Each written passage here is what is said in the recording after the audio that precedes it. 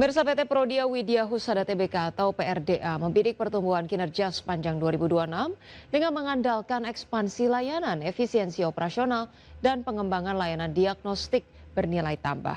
Strategi ini diharapkan mampu menjaga pertumbuhan pendapatan sekaligus memperkuat posisi PRDA di industri layanan kesehatan nasional.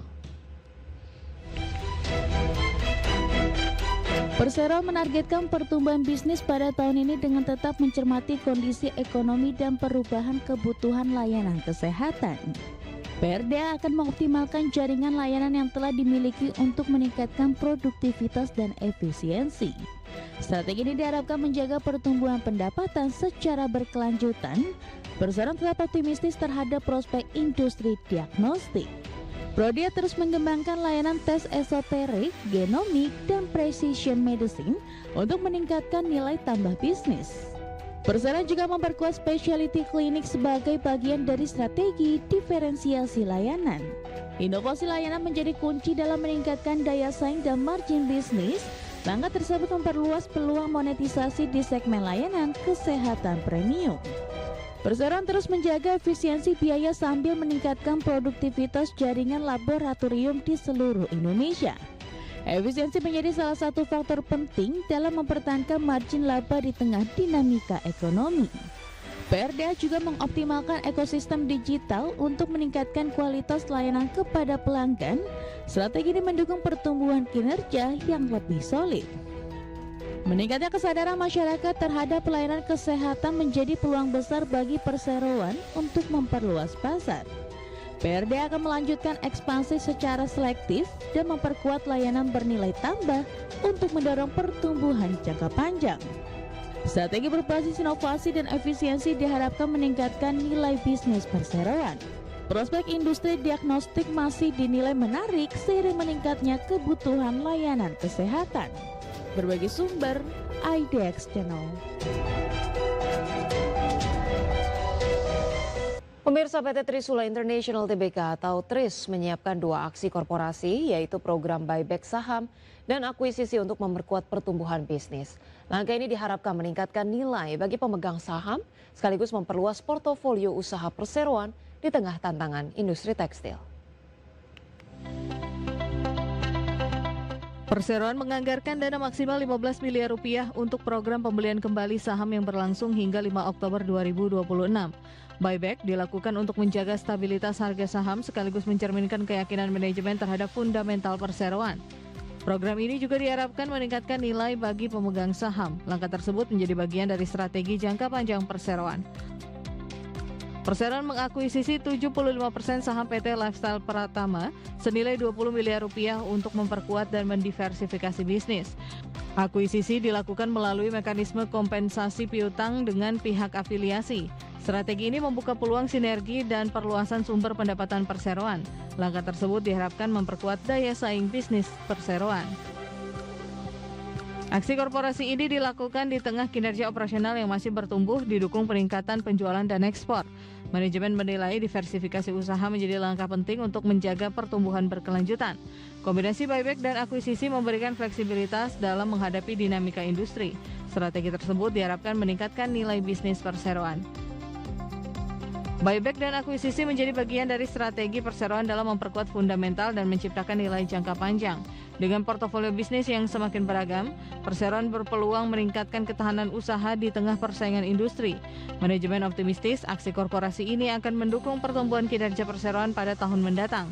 Langkah tersebut sekaligus memperkuat kepercayaan investor terhadap prospek bisnis perseroan. Berbagai sumber IDX Channel.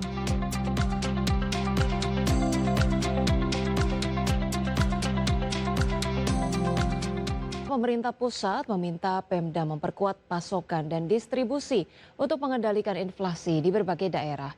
Menteri Dalam Negeri Tito Karnavian mengungkapkan inflasi sepanjang semester kedua tetap akan terus dijaga dengan langkah antisipasi di sektor kelancaran listrik hingga upaya penurunan dan juga harga energi non-subsidi.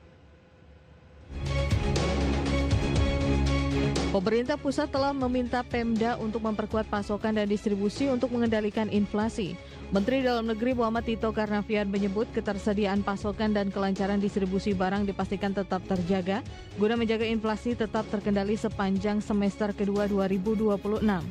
Menurut Tito, penguatan pasokan dan distribusi menjadi langkah penting karena sejumlah komponen khususnya sektor transportasi dan beberapa komoditas pangan masih memberikan tekanan terhadap inflasi saat ini. Meski inflasi nasional secara tahunan masih berada pada level 3,34% atau di bawah batas atas target pemerintah sebesar 3,5%, pemerintah tetap mewaspadai potensi kenaikan inflasi bulanan yang dipicu meningkatnya permintaan angkutan udara selama libur sekolah. Namun, kebijakan penurunan harga BBM non-subsidi juga telah membantu mengurangi tekanan inflasi saat ini. Dan sekarang lagi dikoordinasikan langkah-langkah untuk menangani masalah udara. Bensin kan sudah BBM kan jenis bensin di Juli ini diturunkan harganya. Kemudian akan berpengaruh juga untuk menurunkan inflasi. Tapi sektor yang lain seperti bawang putih, minyak goreng, yang menjadi tugas Kementerian Perdagangan, ya ini perlu dikoordinasikan lebih intens. Nah, kalau untuk masalah. Selain itu, Tito juga meminta pemerintah daerah mengantisipasi gangguan distribusi akibat cuaca, terutama di wilayah kepulauan yang kerap dilanda gelombang tinggi. Tito juga menegaskan pengendalian inflasi membutuhkan sinergi yang kuat antara pemerintah pusat dan daerah melalui tim pengendalian inflasi pusat dan tim pengendalian inflasi daerah. Jakarta, Raharjo Patmo, IDX Channel. Pemirsa, Menteri Koordinator Bidang Pangan Zulkifli Hasan menegaskan Koperasi Desa Merah Putih akan menjadi penyalur bantuan pemerintah sekaligus penyerap hasil pertanian masyarakat melalui skema off-taker. Program ini ditargetkan dapat memperkuat ekonomi desa dengan puluhan ribu koperasi yang segera beroperasi di seluruh Indonesia.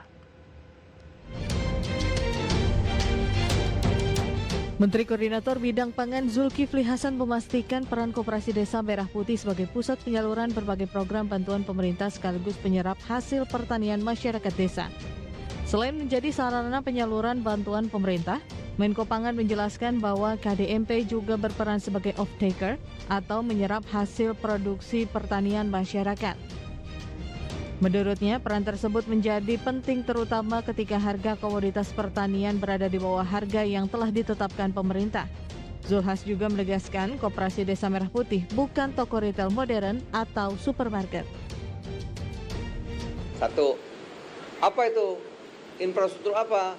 Untuk menyampaikan barang-barang yang bantu sosial, kemudian barang-barang subsidi, semua nanti melalui Koperasi Desa Merah Putih. Tadi diputuskan sudah. Kedua, Kopdas itu nanti dia akan menjadi off-taker. Kalau harga yang sudah ditetapkan oleh pemerintah seperti gabah masih di bawah harga pasar. Pemerintah tengah mempercepat realisasi program Koperasi Desa Merah Putih sebagai pilar ekonomi kerakyatan dan penyalur bantuan atau barang subsidi.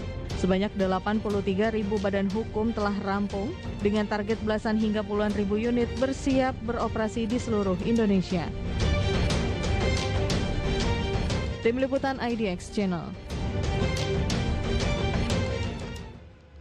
Pemirsa, pemerintah mendorong para pengemudi ojek online untuk bisa memiliki usaha sampingan usai masuknya pengemudi ojek online dalam ekosistem pelaku UMKM.